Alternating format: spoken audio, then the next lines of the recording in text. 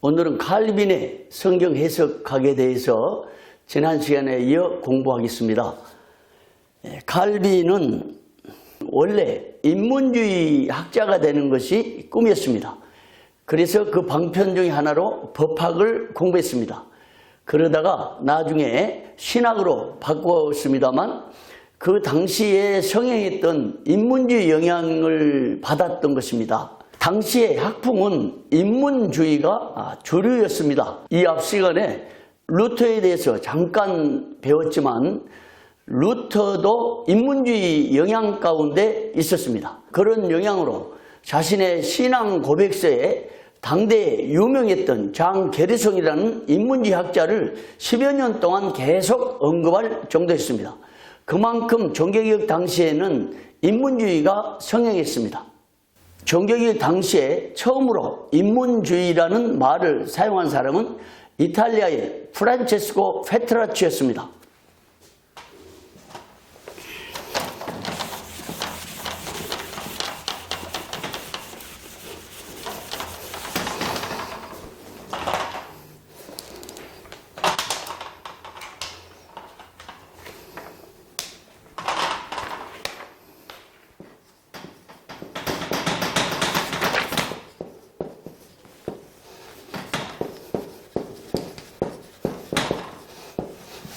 이탈리아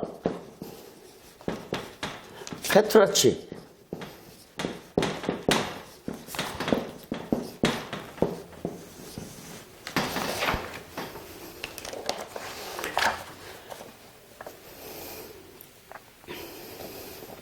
이 페트라치는 하나님과 사람과의 관계를 매우 중시했습니다.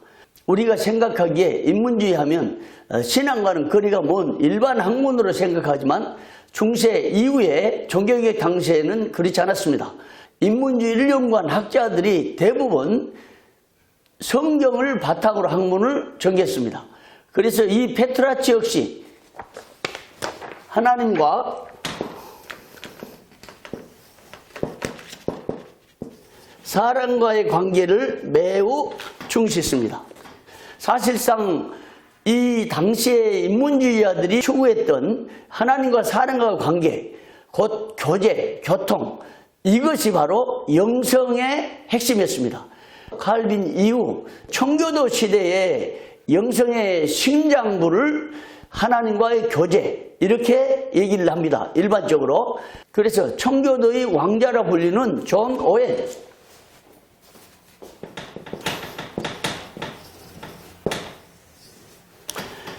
존 오웬도 영성의 최고봉, 영성의 최고의 절정을 하나님과의 관계, 이렇게 봤습니다. 이런 영향은 당시 인문주의자들이 추구했던 하나님과 사람과 관계를 중시했던 데서 근원되지 않았나 생각을 합니다. 칼빈은 당시 인문주의자들이 추구했던 그 영향을 많이 받아서 하나님과 사람과의 관계를 매우 중시했는데 당시에 성행했던 영성이라는 용어를 배격하고 경건이라는 용어를 사용을 했습니다. 그래서 칼빈 신학에 있어서 영성신학은 받아들이기 어렵다, 이런 개혁주의 라인에 있는 학자들이 주장을 하지만 사실은 칼빈 당시의 배경을 이해하지 못한 탓으로 저는 생각을 하고 있습니다. 그래서 칼빈이 주창했던 경건이라는 용어는 당시에 사용한 영성이라는 용어와 일맥상통한 점이 있고, 그 당시에 인문주의자들이 추구했던 하나님과 사람과 관계를 볼 때 이것이 바로 당시 사람들이 즐겨 썼던 영성이라는 핵심적인 용어인데, 칼빈은 캐톨릭에서 주로 사용했던 이 신비주의적인 영성의 영향, 이것을 배격하면서 경건이라는 용어를 새롭게 채용한 것으로 보입니다. 이렇게 칼빈이 당시 인문주의자들이 즐겨 사용했던 하나님과의 관계를 깊이 추구하고 또 따르면서도 용어 선택에 있어서는 영성보다는 경건을 사용했다, 이 점을 참고로 알았으면 좋겠습니다. 이런 칼빈의 당시 시대적인 배경을 이해하면서 우리가 다시 페트라치가 강조했던 하나님과의 관계를 중시한 이 하나님과 관계를 중시했던 이것을 페트라치는 역시 경건이란 용어를 사용했던 것입니다. 그러니까 칼빈 외에도 그 이전의 인문주의 학자들은 대체로 하나님과 관계를 경건이라는 용어를 사용해서 썼기 때문에 칼빈 역시 그 영향 가운데서 영성이라는 용어 대신 경건이라는 용어를 사용했던 것으로 보여집니다. 그런데 이런 하나님과 사람과 관계를 강조를 하면서 인문주의자들이 강조했던 것은 경건을 언급하되 체험된 경건을 얘기를 했습니다.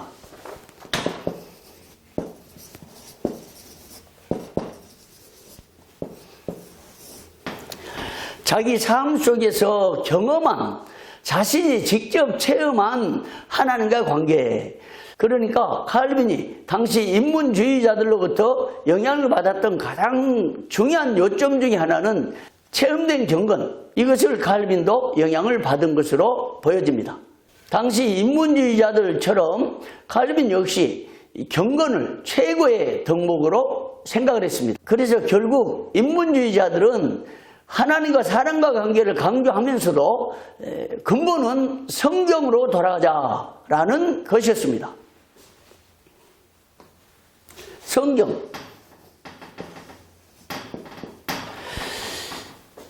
이런 시대적인 영향 때문에 칼빈이 그토록 성경을 강조하고 그의 신학의 기본 주 테스트를 성경으로 삼았던 것입니다. 그래서 칼빈은 신학적 출발점을 성경에 두고 있습니다. 기독교 강요를 26살 때 썼는데 그 기독교 강요에 인용된 성경 구절이 무려 약 7,000여 번입니다.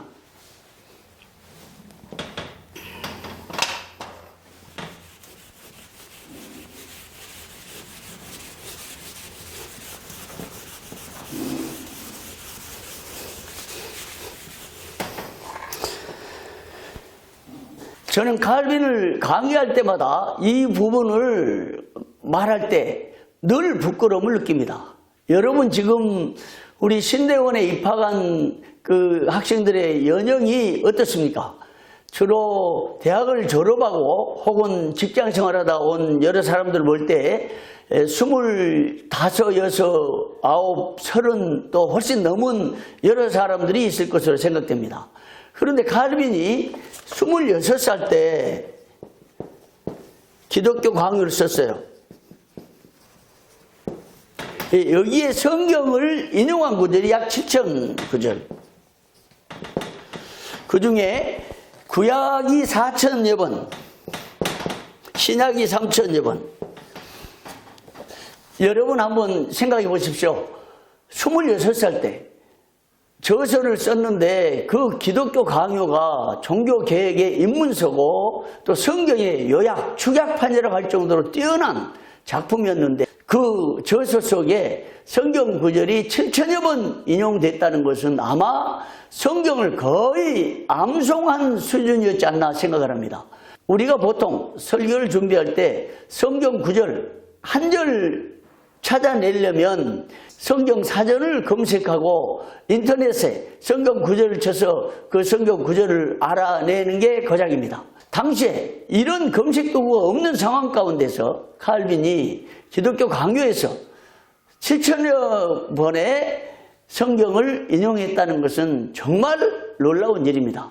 그런 천재적인 두뇌와 몸을 아끼지 아니하는 그 탐구력, 밤낮으로 성경을 원어로 그것도 몰래 공부하면서 성경을 암송하고 그 머릿속에 넣었다가 이런 저서를 썼다는 것은 정말 놀라운 일입니다.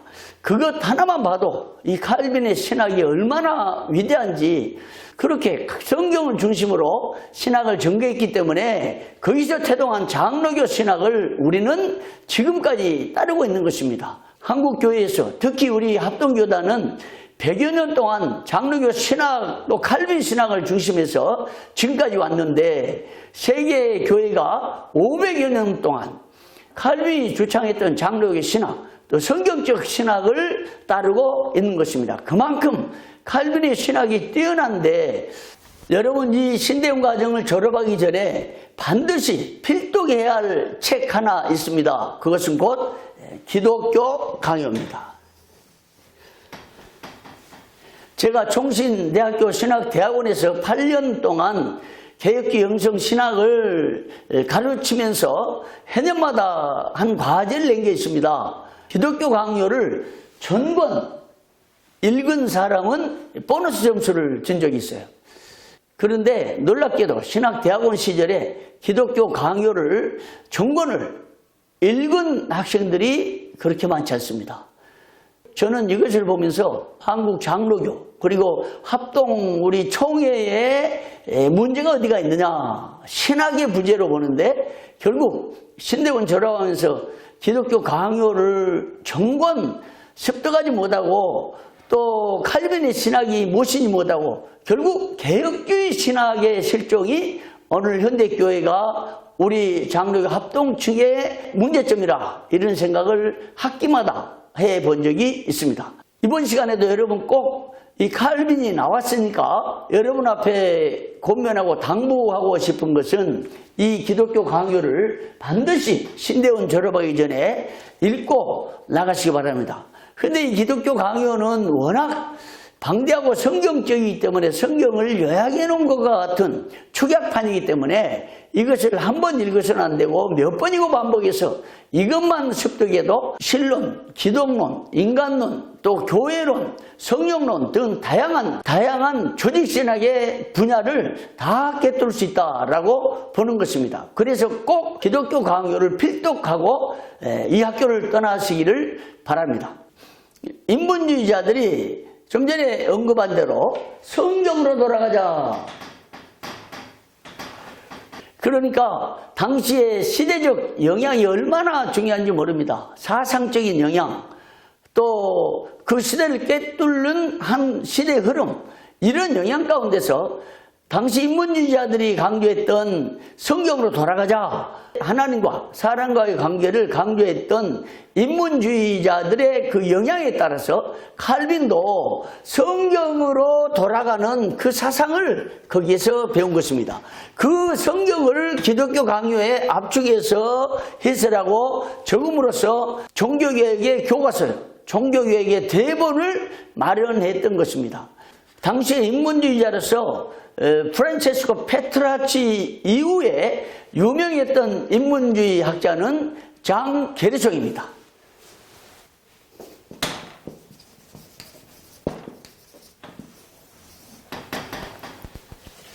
이 장 게르송은 프랑스의 사상사에서 가장 큰 영향을 끼쳤던 학자였습니다. 아까 언급했듯이 그런 영향으로 인해서 루터는 이 장 게르송을 10여 년 동안 그의 신앙 고백서에 계속 언급할 정도였으니 이 게르송의 인문주의적 영향이 루터뿐만 아니라 칼빈 그 이후에 전 종교개혁자들에게 미쳐졌던 것입니다. 그런데 놀랍게도 장 게르송이 계속 강조했던 한 주제가 있었습니다. 그것은 바로 개혁이라는 용어였습니다.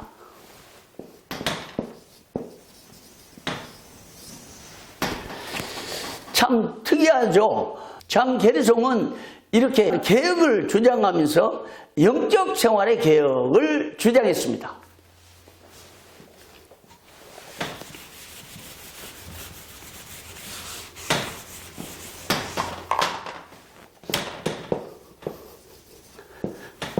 개혁 중에서도 영적 개혁, 영적 생활.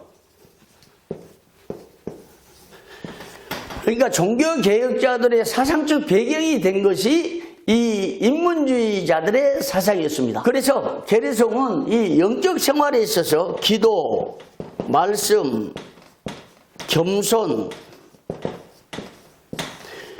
이런 주제들을 강조하면서 영적 생활의 개혁을 주창했던 것입니다. 결국 인문주의자들은 이탈리아의 페트라치나 프랑스의 장 게르송 등 대부분의 학자들이 인간 스스로는 하나님을 알 수 없기 때문에 성경을 통해서 하나님을 알게 되고 또 성경으로 돌아가 하나님을 알아야 된다. 이런 주장을 했는데 이런 사상이 종교개혁 전야에 성행되었던 인문주의자들의 사상이었습니다. 그 다음에 그 당대에 가장 큰 영향을 끼쳤던 학자가 에라스무스였습니다.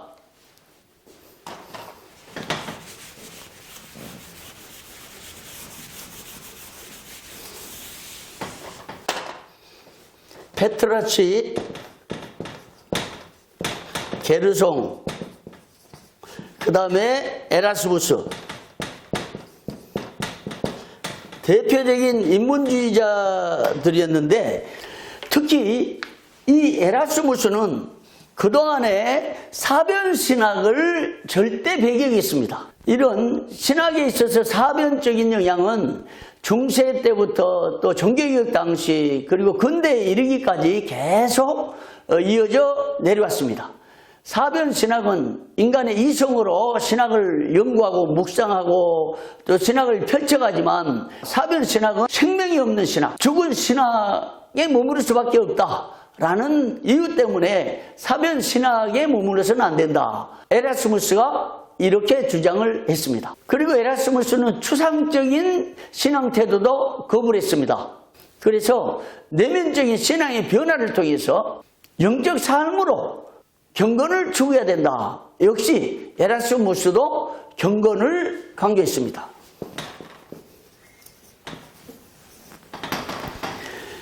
이걸 보면 당시 종교개혁 전야에 성행했던 인문주의자들이 얼마나 성경을 강조하고 또 경건을 얼마나 추구했는지 모릅니다. 이렇게 에라스무스는 경건을 강조하면서 그가 가장 강조했던 것 중에 하나는 그리스도를 본받아.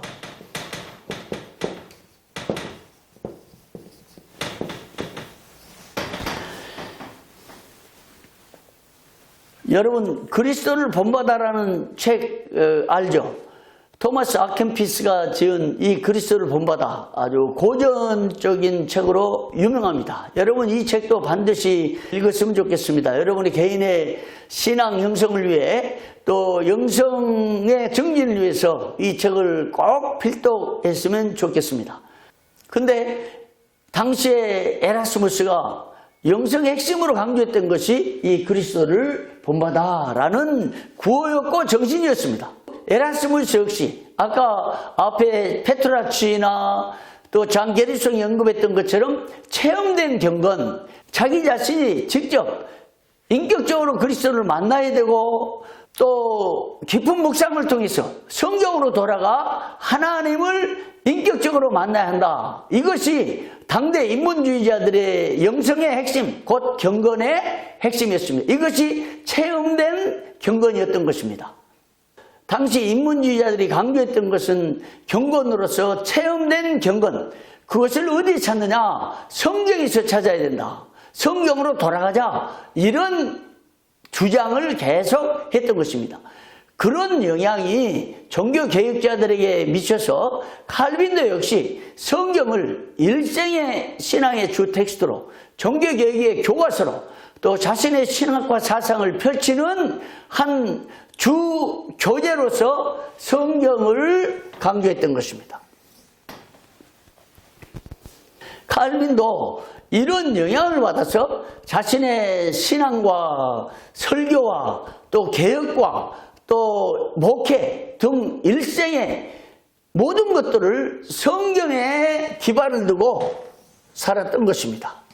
칼빈이 얼마나 성경을 강조했던지 아까 언급한 대로 그는 성경 중심의 신학을 펼쳤고 성경 중심의 사상, 성경 중심의 목회, 성경 중심의 교리를 펼쳐 나갔습니다.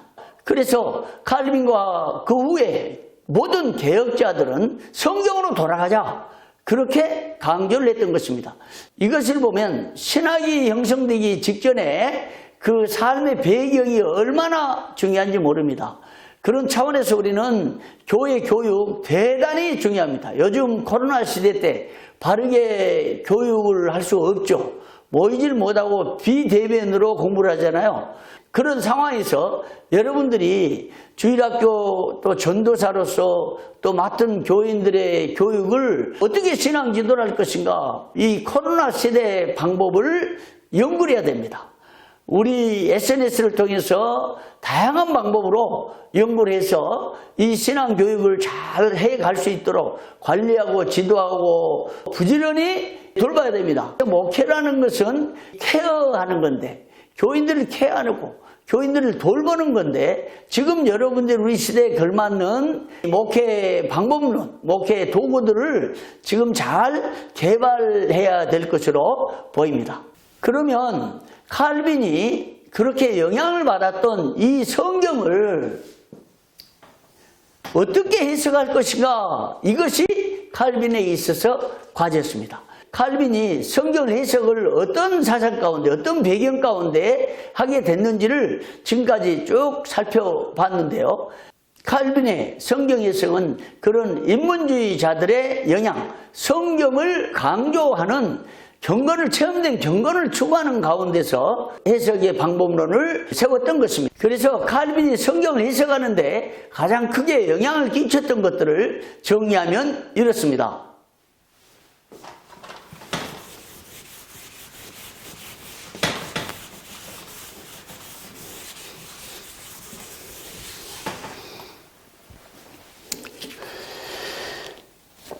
하나는 인문주의 영향. 인문주의 영향으로 성경 강조예요. 체험된 경건. 첫 번째는 루터의 전통적인 성경 해석 방법.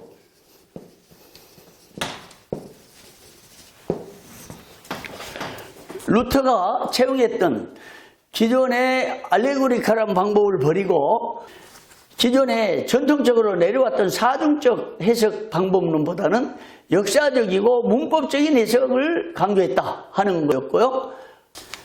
그리스도 중심의 해석, 곧 십자가 중심의 해석이 루터가 추구했던 해석 방법론이었습니다. 그런데 칼빈이 인문주의자들의 영향으로 성경 강조하고 체험된 경건을 강조하면서 동시에 루터가 취했던 방법을 따라갔던 것으로 보여집니다. 그렇게 형성된 성경 해석학을 통해서 칼빈은 기독교 강요를 써냈습니다.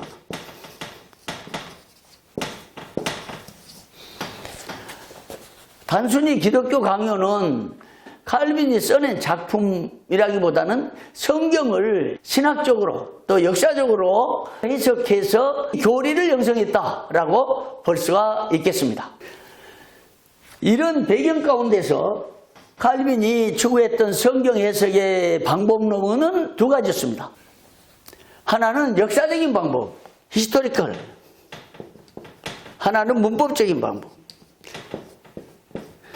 우리 개혁주의 라인에서 전통적인 성경 해석 방법론이 바로 칼빈에게서 나왔는데, 이 칼빈의 성경 해석 방법론, 역사적이고 문법적인 해석, 이것을 매우 중시하게 됐습니다. 이렇게 역사적이고 문법적인 성경 해석을 통해서 가장 중요한 것은 저자의 의도가 무엇이냐, 저자가 무엇을 의도했느냐, 이걸 찾아내는 것이 성경 해석의 방법론이었습니다. 저자의 본래 의도를 잘 알려면 본문과 함께 문맥을 알아야 되고 그 당시 시대적인 배경을 알아야 됩니다. 저자의 의도를 잘 알려면 성경 본문 외에 문맥을 잘 파악해야 됩니다. 또 단어가 어떤 형태로 쓰여졌는지, 어떤 배경에서 나왔는지도 알아야 됩니다.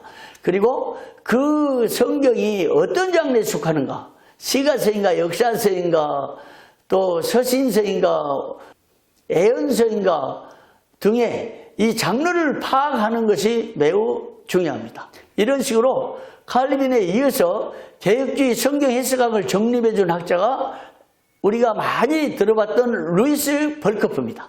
아마 성경 해석학에 또 다른 과목이 있기 때문에 오늘 우리 과목에서는 간단한 서베이 정도로 그치지만 이 성경 해석을 실제로 시험을 해보고 또 성경 해석에 관한 여러 참고 자료들을 통해서 나름대로 정리하고 수업을 계속 해 나가시기를 바랍니다. 루이스 벌코프 역시 성경 해석의 세 가지 틀을 마련했는데 역사적인 해석, 문법적 해석, 그리고 신학적 해석.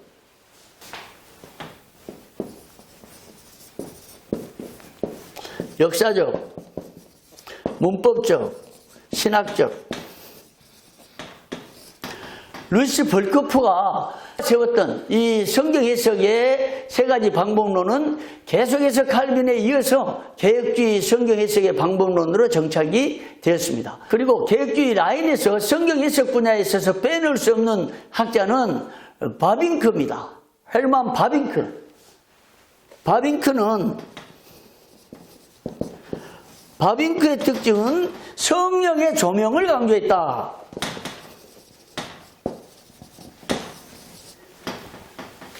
이 학자들이 사용했던 성경에서의 방법론을 연구하는 것은 여러분의 몫으로 돌려두고요. 가장 특징적인 것을 말하자면 루이스 벌코프는 세 가지 역사적, 문법적, 신학적 해석을, 그리고 헤르만 바빙크는 성령의 조명을 아주 강조했다. 그리고 청교도 신학자로서 아까 잠깐 언급한 존 오웬은 하나님께 간구를 통해서 성령의 조명을 받아서 성경 해석해야 된다. 이걸 강조를 했습니다. 그리고 한국 교회에서는 박영용 박사와 박윤선 박사님께서 가장 강조했던 것은 계시 의존 사상입니다.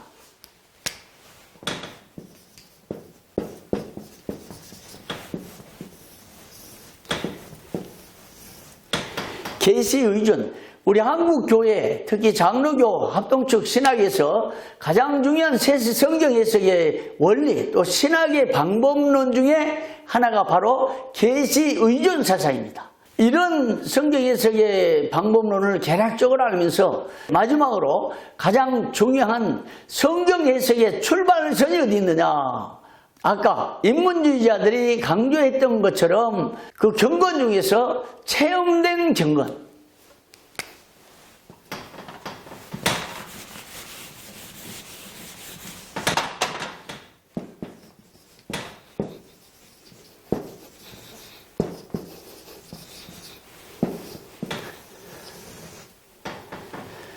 성경 해석을 출발할 때 자기 자신이 영적 생활을 통해서 또 기도를 통해서 묵상을 통해서 또 성경을 읽는 중에 하나님을 직접 만나고 인격적으로 만나고 하나님과 함께 깊은 교통을 이루어나가는 그 과정 가운데서 성경 해석이 이루어져야 된다. 그런 면에서 성경 해석에 있어서 출발선은 바로 체험된 경건이라고 생각이 됩니다.